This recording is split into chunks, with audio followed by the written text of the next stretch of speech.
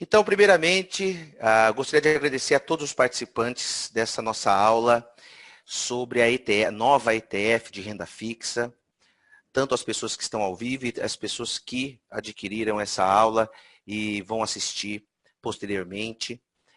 Queria agradecer muito, porque é uma oportunidade de a gente falar sobre investimentos de uma maneira bastante profissional, bastante honesta, bastante técnica, sem aquelas promessas que hoje em dia entopem as nossas redes sociais, de fique rico, fique aquilo, e nós precisamos, então, cada vez mais voltar para as bases, voltar para a parte técnica, para os fundamentos econômicos e financeiros, para poder tomar boas decisões e acumular patrimônio da forma mais eficaz e eficiente possível.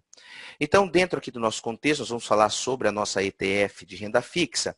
E, primeiramente, é bacana que a gente contextualize o que é uma ETF. E o nosso exemplo aqui vai começar com ações, para depois nós podermos fazer o link com a nossa nova ETF aí de renda fixa. Então, imagine o seguinte, que eu pegue, né, um cesto e coloque várias ações negociadas na bolsa, que nesse caso aqui, eu estou enumerando apenas 6 ações, uma ação número 1, 2, 3, 4, 5 e 6. Coloco todas essas ações como se fosse numa panela, assim, uma receita de culinária.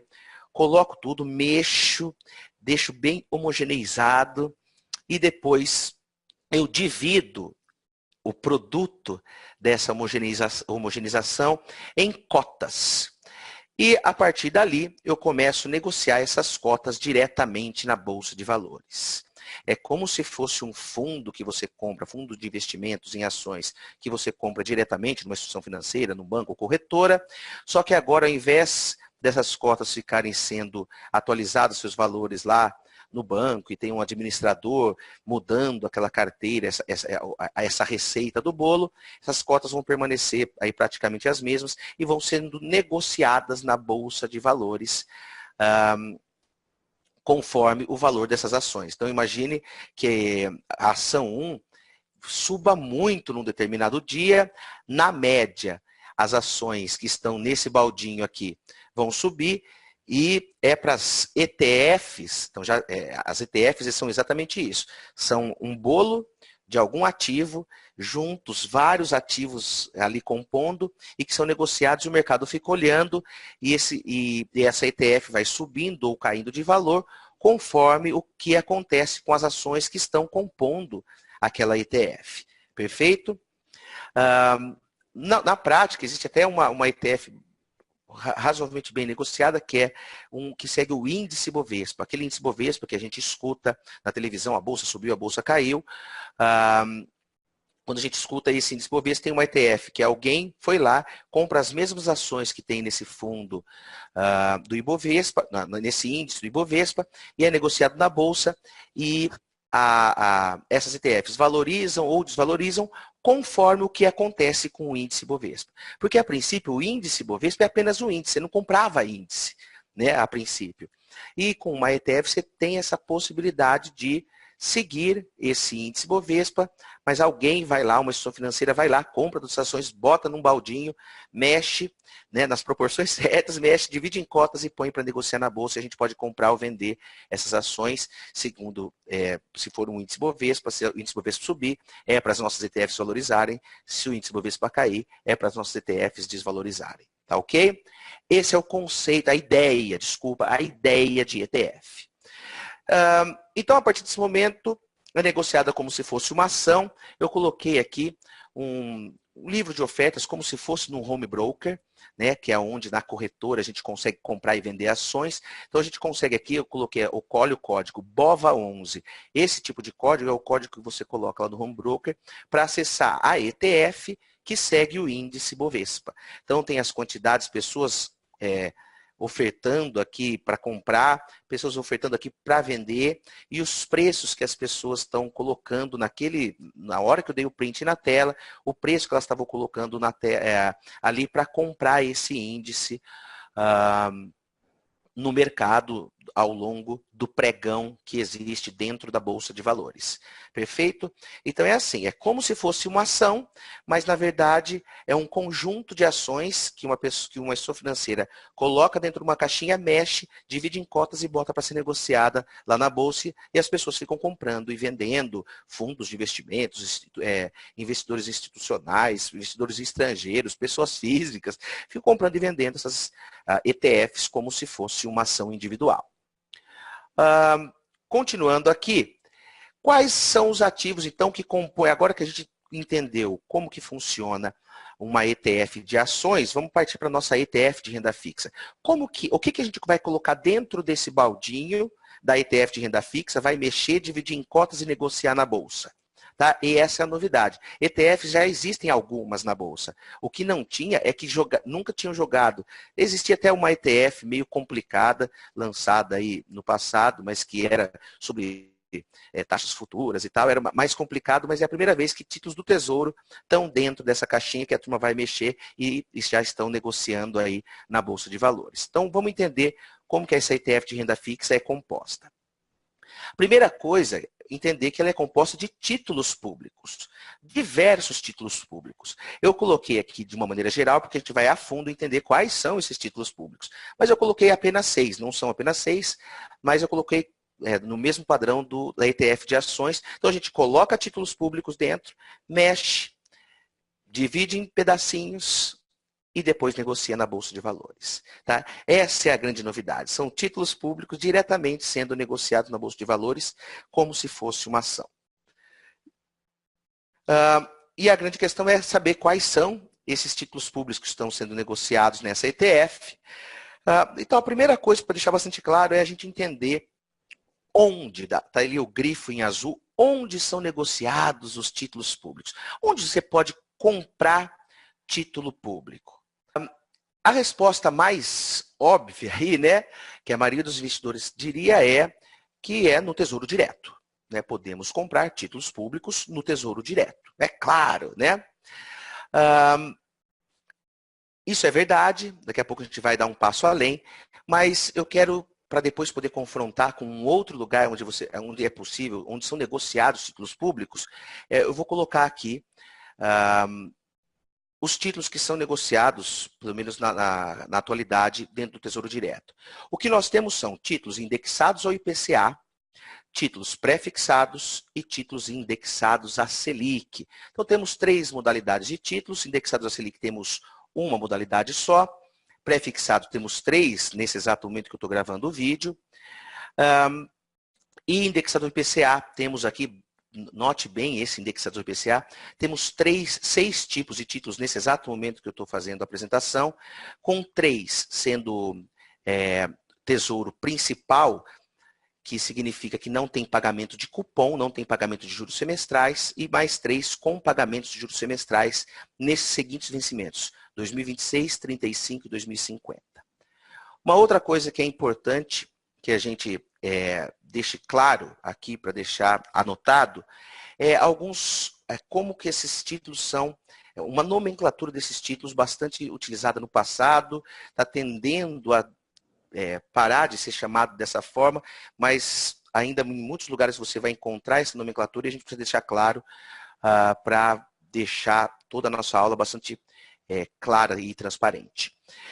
Existem algumas letrinhas que identificam os títulos públicos. Por exemplo, o Tesouro Selic, ele é muito chamado também de LFT, né? Letras Financeiras do Tesouro, não importa muito qual é a tradução dessas letrinhas, mas é importante que a gente saiba esses nomes, não todos, mas um em especial, que é o indexado IPCA. Tesouro pré-fixado que paga cupom semestral é chamado de NTNF. Os tesouros que são pré-fixados, que não têm pagamento de cupom, são chamados de LTN. Os indexados ao IPCA que não pagam cupom são chamados de NTNB, perfeito? Principal. E o que nos interessa mais aqui dos títulos que são negociados hoje no Tesouro Direto são as NTNBs, que são títulos que pagam uma taxa de juros mais IPCA, mas que também pagam juros semestrais, os tais dos cupons. Perfeito? Uma vez compreendido isso, veja que temos 3 títulos negociados no Tesouro Direto com 3 vencimentos, tá? E que você consegue, enquanto investidor, comprar diretamente no Tesouro Direto. Tá? Esses 3 títulos aqui você consegue comprar com pagamento de cupom semestral e esses vencimentos 2026, 2035 e 2050. Pois bem, focando nesses NTNBs aqui, é importante que você saiba que o Tesouro Direto, que é onde a maioria das pessoas físicas compra títulos públicos, é uma parceria do Tesouro Nacional com a Bolsa de Valores, a B3, que não existia há alguns anos atrás e foi uma forma de você poder comprar diretamente lá na Bolsa de Valores títulos públicos sem precisar de uma intermediação, sem ser através de um fundo. Isso reduziu um pouco os custos, tanto de um pouco de taxa de juros, como também os custos de administração para quem investe. Mas é importante que você saiba que antes do Tesouro Direto existir, esses títulos públicos já eram negociados em um mercado secundário, que é custodiado pela Selic, né? Daí que vem aquele nome na taxa básica de juros do Brasil, a tal da taxa Selic. A Selic, na verdade, é um sistema de informação, é um ambiente virtual onde são negociados títulos públicos. Até pessoas físicas podem comprar diretamente, mas tem que ver certinho com a corretora como que faz isso. Não é através do Tesouro Direto, daí seria através da Selic, tem uns custos diferentes, títulos diferentes. Em geral também, valores mínimos muito altos, assim, por exemplo, a partir de R$100 mil para você comprar uma cota de título direto pela Selic. Não é o nosso objetivo explicar esse tipo de operação do mercado. Eu vou deixar alguns links depois para vocês, para quem está assistindo ao vivo e quem estiver assistindo posteriormente a aula gravada, para ter alguma noção de como poderia até comprar nesse mercado secundário da Selic. Mas é importante saber que tem o Tesouro Direto com alguns títulos públicos negociados e tem o sistema da Selic com um monte de títulos públicos negociados, com grandes players do mercado e para diferentes vencimentos. Perfeito? Então, por exemplo, na Selic não tem NTNB principal. Tá? Essa, por exemplo, já é só tem no Tesouro Direto esse tipo de título. Então, várias diferenças e a gente vai continuar aqui. Então, são negociados títulos públicos, tanto no Tesouro Direto como no sistema da Selic, são todos títulos públicos, mas vencimentos e tipos de títulos diferentes, tá ok? E como eu já disse, também é um ambiente dominado por grandes investidores. Antes de continuar falando sobre os títulos que são negociados lá no ambiente da Selic, é importante a gente entender o que a Ambima faz para a gente juntar todas as peças e entender a nossa ETF. A Ambima é uma associação brasileira das entidades dos mercados financeiros e de capitais, composta aí por bancos, instituições financeiras em geral.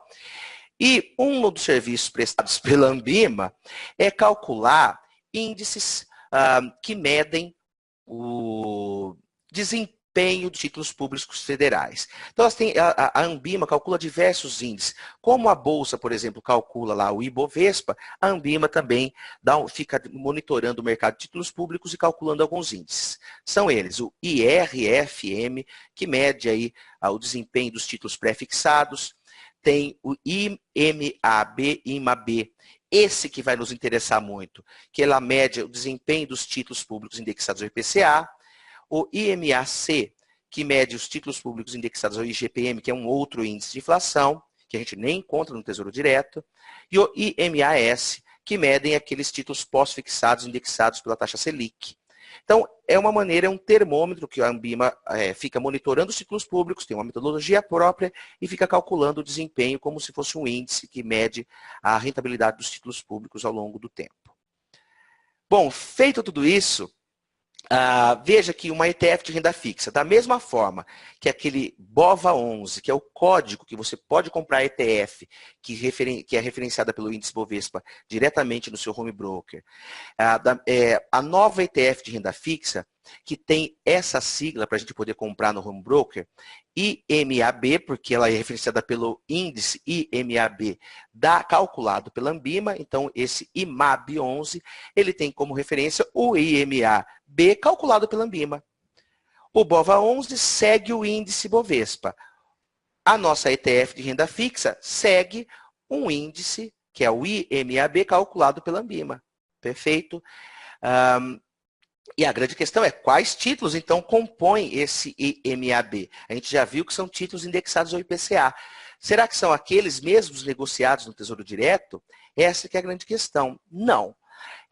O IMAB, ele mede títulos que são NTNBs, não o NTNB principal, só NTNBs que pagam cupons, que são títulos públicos indexados ao IPCA, que pagam cupons, e são negociados lá na Selic, e não no Tesouro Direto.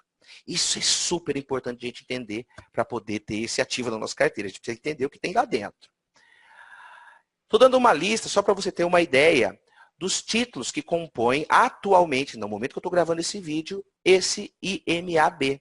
Veja que são aí vários títulos. 1, 2, 3, 4, 5, 6, 7, 8, 9, 10, 11, 12, 13. E se não faltou nenhum aqui na hora que eu dei o print, são 13 aí títulos. Veja que cada um tem uma data de vencimento diferente. Lá no Tesouro Direto, a gente não consegue comprar NTNB para vencimento de 2020, 2021, 2022, 2023, 2024, até 2055, pulando poucos anos. Temos lá só 3 NTNBs. E o IMAB, calculado pela Ambima, mede com esses pesos. Veja que a última coluna aqui tem o peso que cada índice é calculado lá para chegar no valor final. Cada uma tem um peso diferente conforme o número de operações com aquele título. Mas veja então que é uma média ponderada pelo volume de negociação de vários títulos que são negociados na Selic e que pagam cupom e que a gente não consegue comprar no Tesouro Direto. Perfeito? Portanto, assim, se você decidir ter essa ETF aí, a ETF de renda fixa, você não vai estar comprando o Tesouro Direto. Assim, agora é a ETF do Tesouro Direto. Não, é uma ETF do Tesouro, sim, porque tem títulos do Tesouro, mas não são os mesmos títulos que estão sendo negociados no Tesouro Direto. Perfeito? Você vai estar comprando uma cesta de títulos públicos que são indexados ao IPCA, com diferentes vencimentos, são tudo NTNB que pagam cupom. Tá? É o desempenho delas e uma média ponderada, tudo calculado pela Ambima, que solta o IMAB. Perfeito? Então, a nossa cestinha, que antes eu tinha colocado só título público 1, título público 2, título público 3, significa que tem NTNB 1, 2, 3 e até o número de títulos que entrem no cálculo do índice Ambima. Isso pode variar também o número de NTNBs que ela coloca para fazer o cálculo, eles revisam isso de tempos em tempos. E o mercado agora que tem essa ETF vai ficar atento e vai seguir esse índice. Se tiver liquidez, a gente vai falar um pouquinho sobre isso daqui a pouco.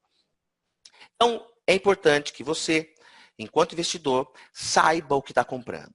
Tá? Então, quando você compra um fundo de investimento, você tem que saber o que compõe aquele fundo. Você vai comprar, eu comprei um fundo de ações. Opa, o que tem dentro desse fundo de ações? Porque cada fundo de ação tem dentro do seu baldinho títulos diferentes que vão dar desempenhos diferentes, tem riscos diferentes, tá ok? Se você compra o BOVA11 lá na bolsa, é importante você saber que você está comprando de maneira indireta o índice Bovespa. E no nosso caso aqui, se a gente comprar o IMAB11, é importante saber que eu estou comprando uma carteira de títulos públicos indexados ao IPCA, que são negociados na Selic, que são baseados no índice IMAB calculado pela Ambima. Perfeito. Acho que ficou claro agora o que a gente está comprando quando a gente vai, se você decidir investir nesse título, o que você está comprando. Perfeito? E agora a grande pergunta, e a parte mais bacana da aula, é saber, será que tem na minha carteira um ativo dessa natureza interessante? Então eu vou atacar alguns pontos. O primeiro deles é a possibilidade de diversificação. Tá? Diversificação é uma palavra-chave para o investidor que não está iludido em ganhos absurdos e tal, que prometem por aí. Diversificação é a maneira adequada de você administrar risco e conseguir proteger seu patrimônio. Dentro da questão de diversificação, então, que é uma palavra-chave para administrar risco, se você tem em sua carteira, por exemplo, sua carteira de investimentos, ações que você poderia ter tanto na forma de ETFs ou comprando ações individuais, Fundos imobiliários, que é uma possibilidade de a gente comprar imóveis através da Bolsa de Valores, né? É o mesmo jeitão de você comprar uma ação, você pode comprar um fundo imobiliário.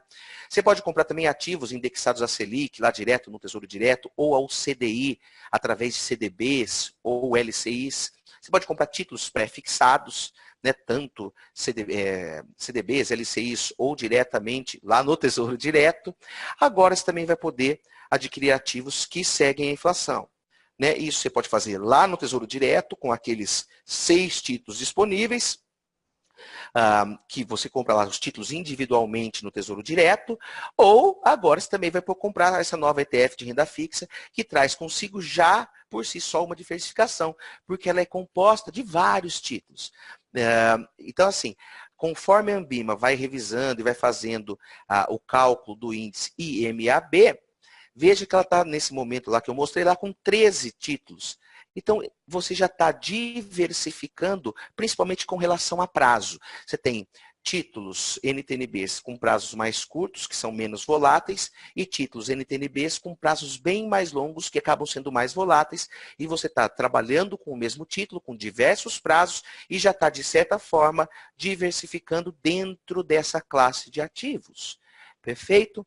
Mas o mais interessante, né, além do índice já ser uma diversificação de prazos de NTNBs, quando você tem uma carteira de investimentos, a diversificação também tem esse poder de administrar riscos. Então, você tem lá uma ação, um fundo imobiliário, um tesouro Selic, e agora você colocando uma parte, uma fração da sua carteira, por exemplo, em ETFs que seguem o IMAB11 aí, na ETF IMAB11, você pode também diversificar ainda mais sua carteira para potencializar os ganhos e continuar administrando riscos.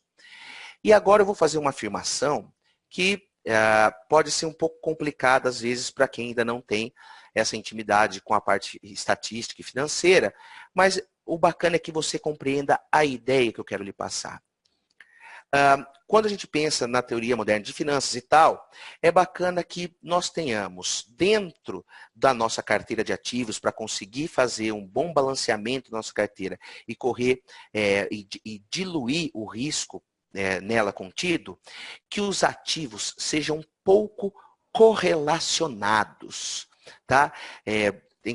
Assim, quem veio com essa ideia lá na década, acho que de 70, tal, ganhou até o Prêmio Nobel de Economia, Markowitz e tal, mostrou por A mais B que o benefício da diversificação vem quando você coloca dentro da sua cesta de ativos, ativos que não são tão correlacionados. Porque veja, se eu comprar um Tesouro Direto Selic, depois eu compro uma LCI baseada, né, que é indexada ao CDI.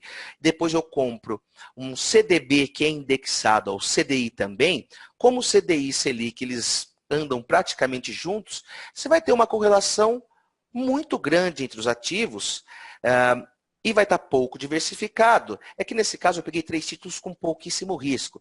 Mas a grande questão é que você não está fazendo, angariando o benefício da diversificação. Está com 3 ativos que são muito correlacionados entre si, então quando um aumentar, os outros vão aumentar. Se o outro aumentar menos, os outros também vão aumentar menos. Se o aumentar mais, o outro vai aumentar mais também, e você acaba não tendo os benefícios da diversificação porque está com ativos correlacionados. Vou dar 2 exemplos sobre essa questão de correlação. Eu também vou passar um link para todas as pessoas que tiveram até a ousadia de assistir a essa aula aqui avançada sobre investimentos. Vou passar um link também sobre diversificação, tá? Vou passar vários links, um deles é uma aula sobre diversificação, que você vai compreender exatamente o que significa essa questão da correlação dentro da manutenção da rentabilidade e diminuição do risco.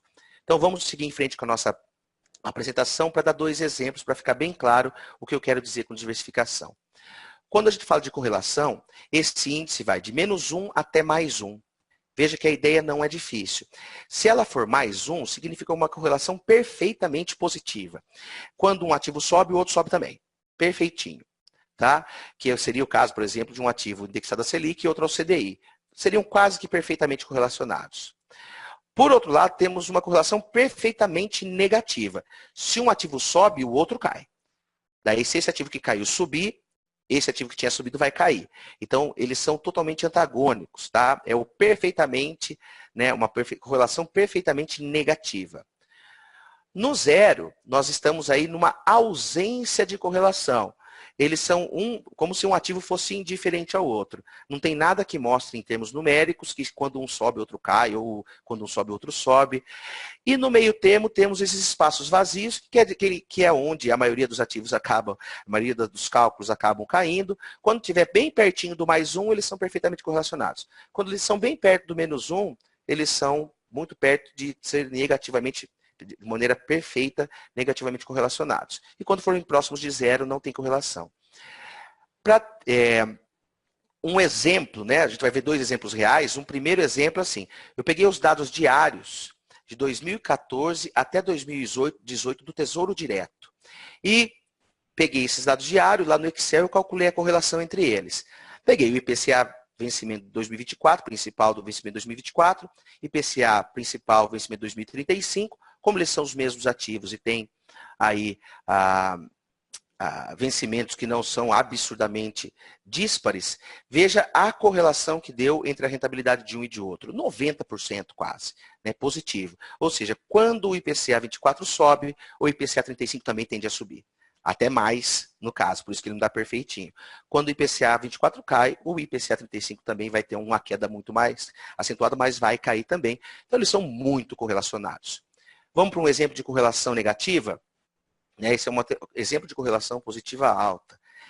Um de correlação negativa é assim, eu peguei os dados anuais, né, ano a ano, de 2000 até 2017, do Ibovespa, do índice da Bolsa, e do CDI, que é uma proxy, aí, uma maneira de a gente tentar entender também a taxa de juros Selic. Tá? Eu poderia ter colocado a taxa Selic, que dá a mesma coisa.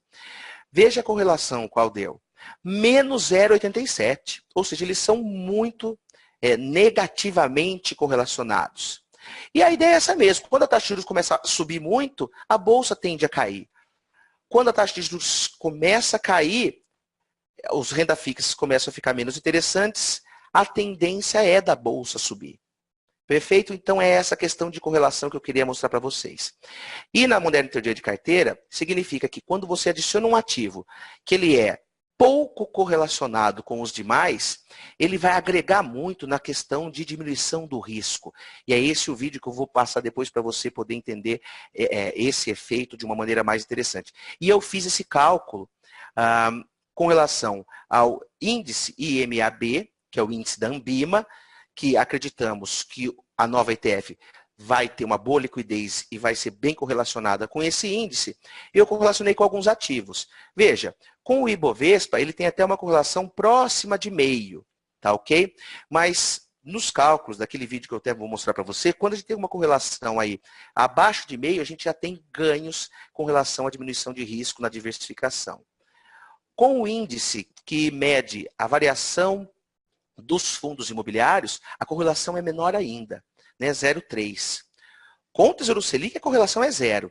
E o mais interessante, com títulos, veja, o IMAB são títulos, vários títulos de diversos vencimentos que são relacionados ao IPCA.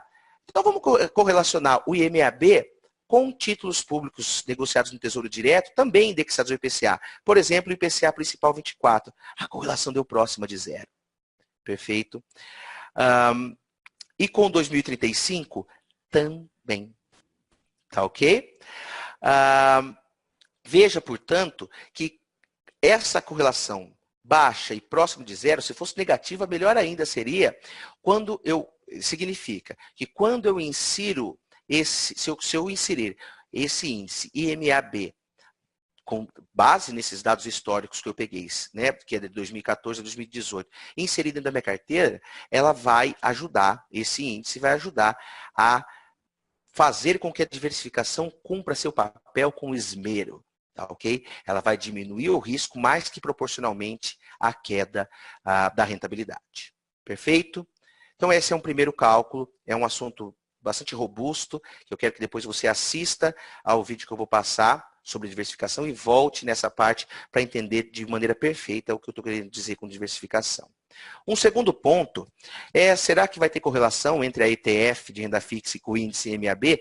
Esse é um problema. Se não houver, todos os nossos cálculos que a gente fez não valem mais, tá ok? É importante que a ETF siga de uma maneira bastante interessante, bastante próxima, tem uma correlação bastante boa com o índice que a Ambima vai calculando diariamente, perfeito? A grande questão, se vai ter correlação ou não será que essa ETF vai cair no gosto do mercado? Algumas ETFs a Bolsa lança, não caem no gosto, não tem liquidez, essa questão, o lançamento foi um sucesso, mas às vezes não tem liquidez e esse índice perde a correlação, a ETF perde a correlação com o seu índice. Às vezes nem tem negócio, aquele índice fica a ETF fica com um valor constante de negócios fechados e o índice vai variando e ele perde toda a correlação. É importante que você tenha clareza que é bacana a gente comprar ativos dentro da bolsa, qualquer seja ação ou não, que tenha uma determinada liquidez. E no caso de ETFs, que sigam aquele índice pelo qual ela pretende se basear. Perfeito? Se houver liquidez, esse não será um problema. A correlação entre a ETF e o IMAB vai tender a ser muito boa. Tá ok? Até vou mostrar um exemplo de boa correlação a seguir. Eu peguei o BOVA11, que é uma ETF negociada na Bolsa, que tem bastante liquidez. Se você olhar o comportamento do BOVA11 e do IBOV, eles têm um comportamento muito semelhante. Quando a gente joga esses dados, que peguei só o ano de 2016 para ter um exemplo, nós temos correlação aqui próxima de 1 positivo. Tá ok? Então isso é bom. Perfeito? ETFs com liquidez, então, podem possuir correlação mais interessante até que fundos passivos, Tem fundos aí passivos que tentam seguir algum índice e não entram e não seguem muito bem, principalmente quando cobram altas taxas de administração. Coloquei apenas a título de exemplo um índice, um fundo X aí, que diz no seu prospecto que vai seguir o índice Bovespa e se a gente olhar esse gráfico à direita, você vai ver que ele descola bem do índice Bovespa, ele é a parte vermelhinha, a parte pontilhada é o Ibovespa, a parte vermelhinha é ele está sempre abaixo, porque vai cobrando muita taxa de administração e ele vai descolando do índice ao qual ele deveria se referenciar. Tá ok? Isso é só um exemplo também para corroborar tudo o que eu falei. 1.3 para você saber se vai colocar. Então, nós vimos aqui, é bom, essa ETF de renda fixa vai ser bacana para diversificação e se ela tiver liquidez, ela vai ser muito boa em termos de correlação com o índice da Ambima. O ponto 3 é que também você pode comprar comprar títulos indexados ao IPCA através de fundos de investimentos, também de uma maneira diversificada. Veja que é uma concorrência. Você pode decidir investir na ETF de renda fixa ou num fundo de investimentos que segue alguma coisa parecida com o índice Ambima. Vamos dar uma olhada aqui. Então, ao invés de investir no IMAB 11, que é a nossa ETF, você também pode aplicar seu dinheiro em fundos que investem em ativos indexados à inflação. Tá ok? Se você achar mais interessante, vai ter um especialista lá fazendo essas compras, se a taxa de administração for baixa e o histórico do fundo for bacana, você também pode abrir mão de ter o IMAB 11 para ter um fundo que investe em índices indexados à inflação. Tá ok? É bacana a gente ampliar esse horizonte também. Estou dando alguns exemplos, tá? Então veja que tem vários fundos aqui que de uma maneira ou outra estão indexados à inflação, tá ok? Então veja, trend, inflação, FIC, FI, inflação, IPCA, quando fala IPCA, inflação é tudo a mesma coisa, tá ok? A questão é que esses fundos vão ter uma taxa de administração, tá? Que aqui está entre 0,5% e 0,3% ao ano. Eu coloquei acho que mais alguns fundos aqui no próxima tela, que temos aqui um outro fundo que cobra 0,2% e 0,5% de taxa de administração, perfeito? Temos que ficar sempre atentos a isso. E é importante também que a gente saiba, mas quanto que custa para mim operar com essa ETF de renda fixa? Será que é mais caro ou mais barato? Porque tem custo também, tá?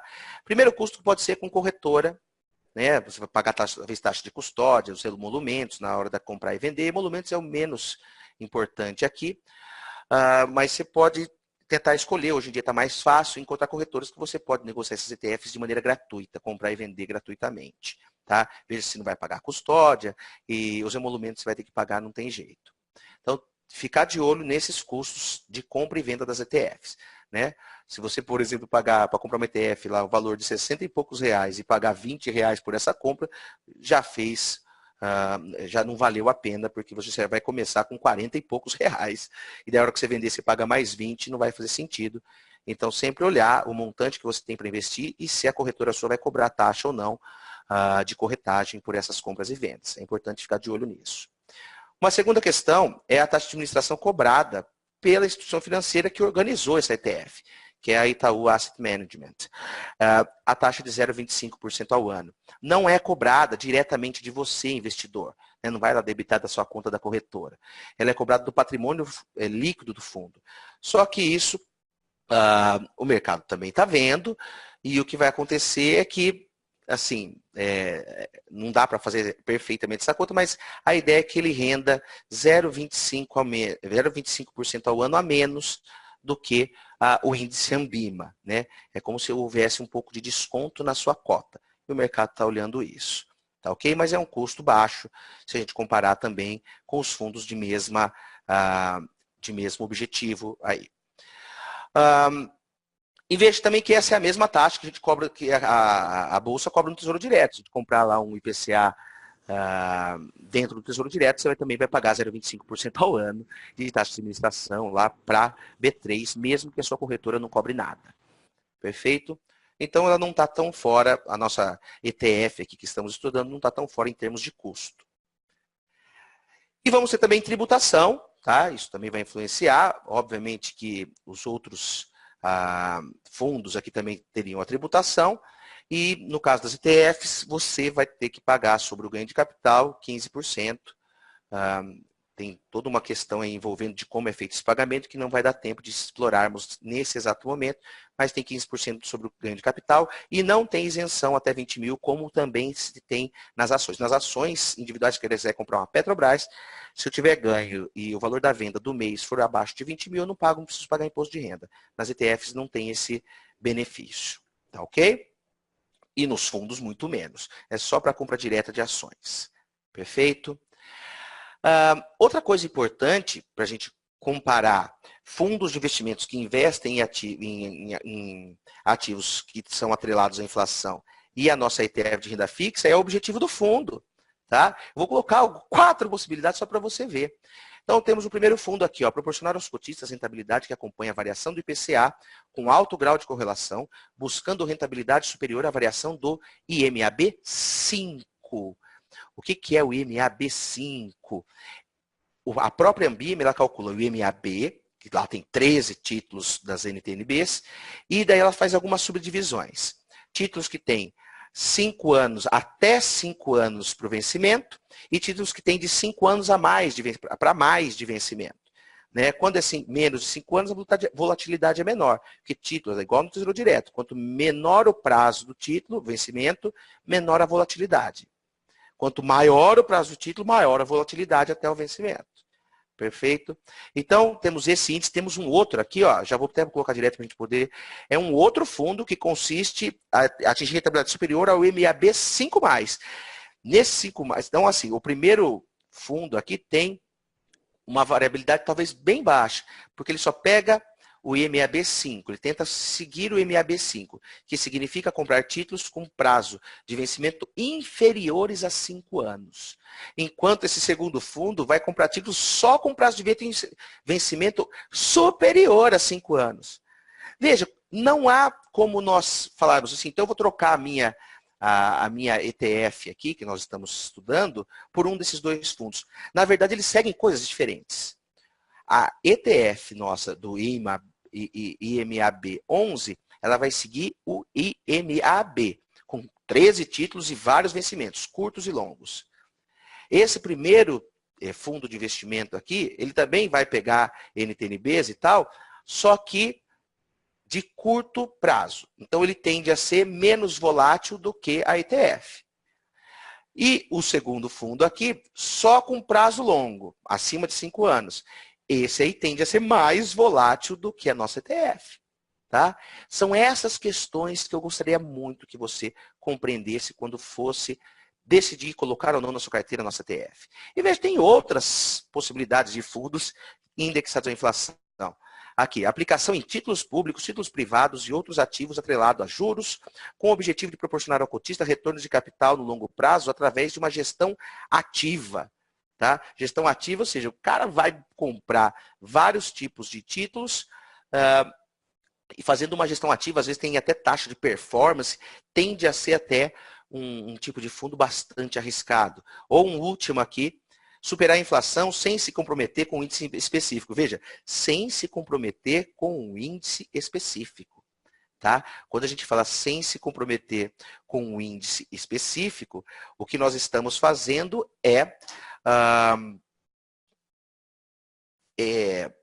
ele já está falando, ele não vai seguir o MAB nada. Ele vai tentar fazer alguma coisa que supere o índice de inflação de qualquer forma. Ponto 4, vamos ter aí... ok. No nosso ponto 4, vamos analisar a rentabilidade desse fundo.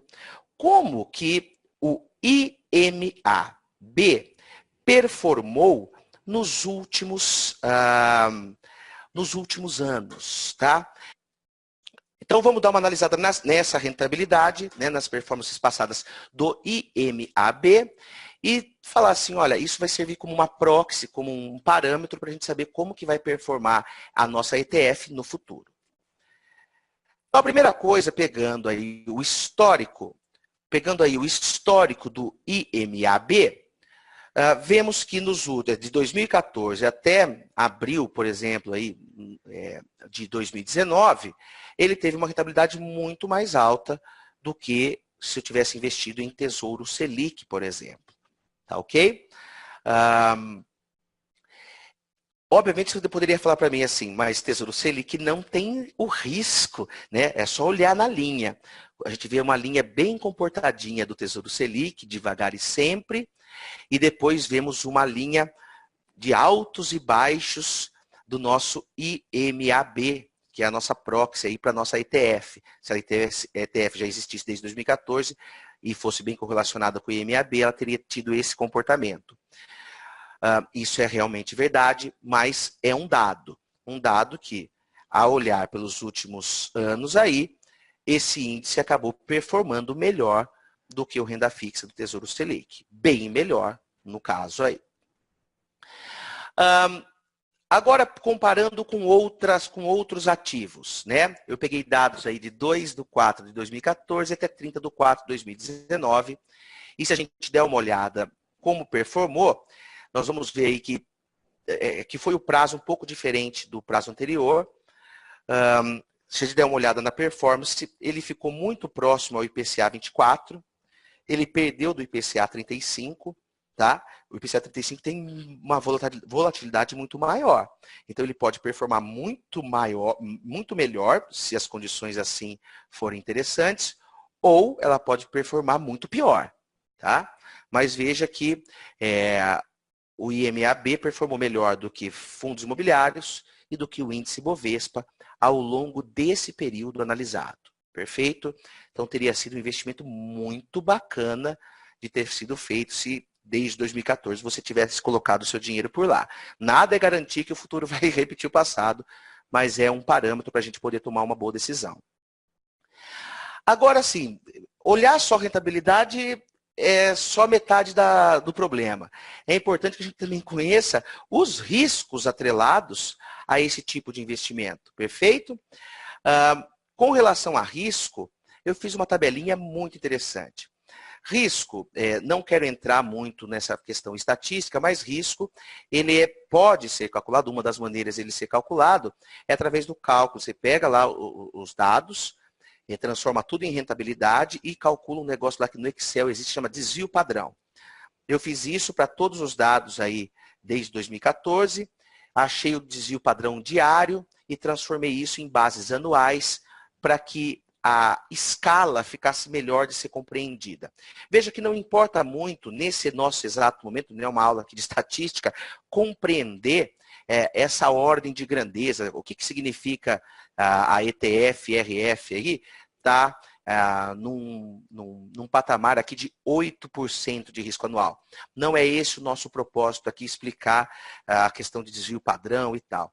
O que importa é comparar com outros ativos. né? Comparando com, sim, Tesouro Selic, nem daria para fazer, porque o Tesouro Selic ficaria muito próximo do zero e a ETF ficaria gigante. Mas como é essa ETF de renda fixa? Ela vai ter uma característica de um ativo de renda variável, mesmo sendo composta por ativos de títulos públicos que são classificados aí como renda fixa. Como ela tem essa volatilidade, eu estou comparando com o IFIX, que é um índice de fundos imobiliários, com dois IPCAs negociados no Tesouro Direto, com vencimento 24 e vencimento 35, e com o índice Bovespa.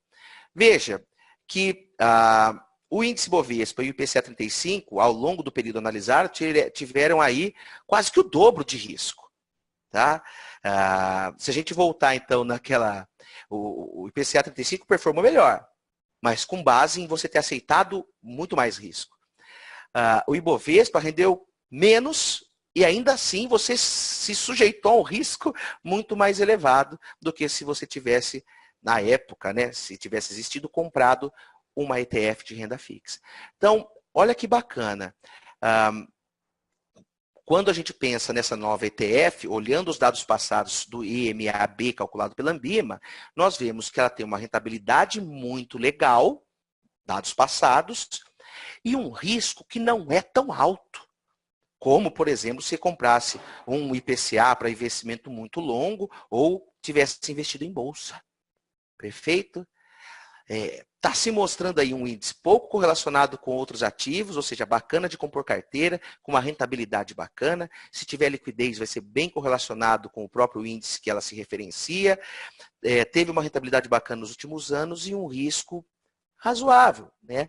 Bem menor do que títulos muito longos lá dentro do Tesouro Direto e a própria Bolsa. Perfeito? Vamos continuando. Ponto 6. É um índice que se baseia em títulos que são indexados ao IPCA, mas será que ele protege contra a inflação? Né? Isso é muito importante você conseguir entender. Então, o negócio é o seguinte. Se você for no Tesouro Direto e comprar um Tesouro Direto baseado no IPCA, escolhe um título lá. Aí você vai, compra hoje esse título e fica até o vencimento. Você vai ter, com certeza, se protegido contra a inflação, porque você vai receber a taxa de juros acordada, anual, ano a ano, mais a inflação acumulada daquele período. No meio do caminho, principalmente se o vencimento for longo, vai ter muita volatilidade. Mas se você for até o vencimento, você vai receber aquela taxa de juros acordada mais inflação.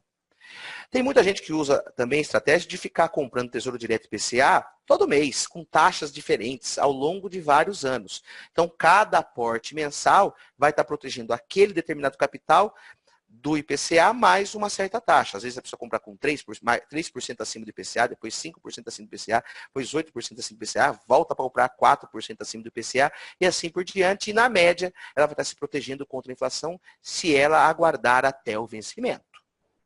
Tá ok? Isso é claro dentro do Tesouro Direto. Mas e na ETF que a gente está analisando aqui do IMAB? Né? Como a gente vai ter sempre vencimento longo dentro da carteira, ela não é um ativo essencialmente para proteção do patrimônio contra a inflação. Tá? Isso é importante a gente compreender. Olha o gráfico. Tá? Esse ativo aí peguei ao longo de alguns meses, ele performou pior que a inflação, foi muito melhor que a inflação e tal. No acumulado, ele performou muito melhor que a inflação. A inflação aí do período analisado, se não me engano, ficava em torno de 35%, ele foi de cento e pouco. Em termos de rentabilidade, ele ganhou fácil da inflação. Mas a grande questão é que, dada a natureza, como essa ETF é formada com bastante título longo e volátil dentro dela, e vários também títulos mais curtos e menos voláteis, com relação à proteção em relação à inflação, não faz muito sentido, porque esse título o índice Ambima vai sempre se renovando e sempre colocando outros títulos longos dentro dele. E a gente vai rolando essa bola de neve para frente. Então, assim, se a sua objetivo é se proteger contra a inflação de uma maneira igual do Tesouro Direto, não é por esse o caminho. Perfeito? É importante ter essa clareza também. Então, como considerações finais dessa nossa aula aqui, é importante que você tenha clareza que essa nova ETF, o IMAB11, não é a mesma coisa que investir no Tesouro Direto, de maneira nenhuma, e a gente já entendeu por quê, e ela pode ser uma ótima opção para compor uma carteira diversificada. Ela tem uma baixa correlação com outros ativos, ela teve, pelo menos nos últimos anos, um retorno muito bacana e um risco bem moderado. Tá ok? Então, dentro de todo esse contexto, que é a maneira correta de a gente analisar um ativo, tá? Muita gente compra os ativos de uma maneira intuitiva. Esse mês eu vou comprar tal coisa e não faz uma carteira que condiz com o seu perfil de risco e principalmente nem com os seus objetivos. É importante que dentro desse contexto a gente aprenda a fazer essas análises e de maneira consciente possa comprar alguns títulos que possam compor a nossa carteira, melhorar a rentabilidade e diluir o risco. Perfeito? E essa ETF pode ser uma alternativa muito bacana, dado todas essas análises que a gente fez. Perfeito? Então, a gente termina aqui a nossa aula. E muito obrigado a você que assistiu aí até o final.